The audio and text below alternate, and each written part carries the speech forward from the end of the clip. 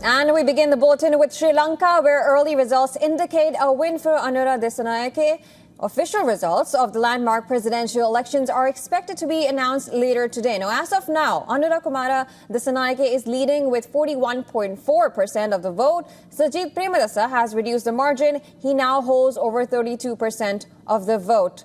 And Ranil Wickremesinghe is in the third position with close to 17%. The votes have been so far counted for 62 out of 160 polling divisions. When counting began earlier in the day, Dissanayake had a massive lead with over 50% of the vote in early trends. But as of now, no candidate holds a majority. In Sri Lanka's election system, voters can mark one candidate on their ballot or rank three candidates in order of preference. If no candidate gets 50% or more of the vote, a second round of counting factors in the preferences of voters whose first choice did not make it to the top two. The counting is underway amid the tight security. The Election Commission has been praised for holding what many observers has described as most peaceful presidential elections.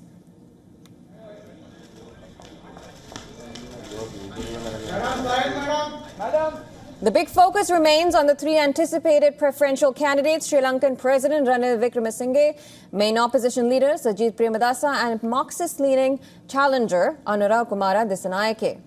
The election is widely seen as a referendum on Rajapaksa's successor, Ranil Wickremesinghe, who has restored some stability through austerity policies backed by International Monetary Fund. On the other hand, the measures include tax hikes, have left millions struggling to make ends meet, and are unpopular with many voters.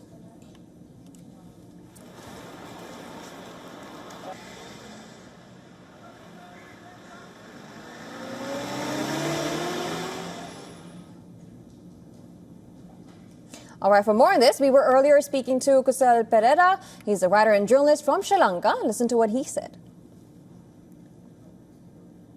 No, I don't see it that way anymore because, see, the last Kandy City seat that was declared, Anura Kumara Dissanayake got something like 44%, which was not imaginable day before.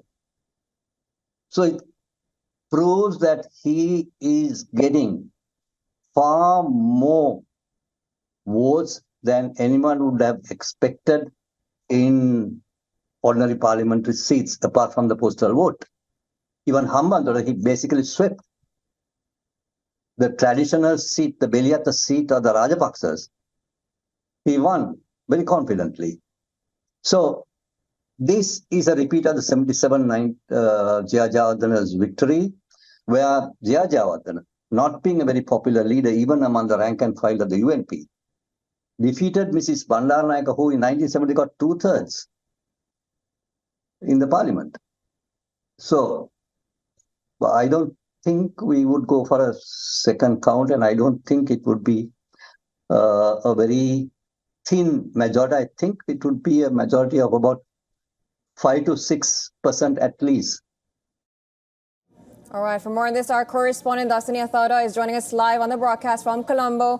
Dasani, thanks for joining us. Now, we just heard our expert. Now, this was in the morning when Dissanayake was leading, and now he is at 41%, while Premadasa is getting closer to 32%. The race seems to be getting more intense and close.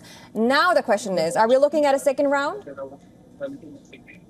Well, yes, compared to the situation in the morning, the gap between the top two contenders as of right now, that is Anura Kumara Dissanayake and Sajith Premadasa, has suddenly closed a little bit, with Anura Kumara currently at 41.65% and with Sajith Premadasa at 31.86%. What's also interesting to see is there's a bellwether electorate known as the Polonnaruwa district, or the Polonnaruwa district, and the final count of this district was released mere moments ago, which showed that Anura Kumara Dissanayake has secured 46.12% of the vote, while Sajith Premadasa has secured 35.49% of votes. Why is this electorate a bellwether electorate? It's merely because in the past 8 presidential elections of Sri Lanka, whoever who has secured a win at this district has moved on to become the president of the country. This might be mere coincidence. We are yet to see whether this will still stand in this election as well. certainly things are getting interesting in terms of results. We've finally gotten the final results of 3 districts, and of the 160 polling divisions, 60 polling divisions have released their results. In terms of postal votes, of the 22, 21 postal votes have been released. Sri Lanka is still waiting for the final postal vote count of the Kalutara district. Right, even one vote matters. You talked about a swing seat. Now, are there any more seats that we should look out for which can turn the tide? Definitely. There are huge electorates that the citizens should be focusing on. Definitely the entire Western province, which consists of 3 electoral districts, namely the Gampaha, Kalutara and Colombo districts, all of which have a registered number of voters exceeding 1 million. Now, the Gampaha electoral seat is crucial for any election, especially for this, as it has the highest number of voters amounting to over 1.8 million, and that sure is to set the tone as to who will be the next president here in Sri Lanka.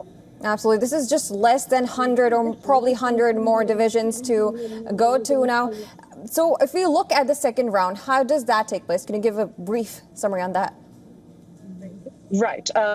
So Sri Lanka's voting system is a preferential voting system, provided that neither of the top 2 frontrunners, at the moment the top 2 frontrunners are Anurukumara Dissanayake and Sajith Premadasa, provided we come into a final count where neither of the 2 of them have secured a 50% majority, then it will be announced that Sri Lanka will be going into counting the preferential votes, which means anyone apart from those 2 top frontrunners, their preferences, their second and third preferences will be counted. Now, this has never been done in the history of Sri Lanka's elections. So this is the first time, if it is to take place, and we will have to see how much of time more will it take for us to know who will be declared as a clear winner. All right, Dasani, thank you so much for bringing the latest. We'll be keeping our eyes on the 99 or 100 divisions we're looking forward to and get back to you on that.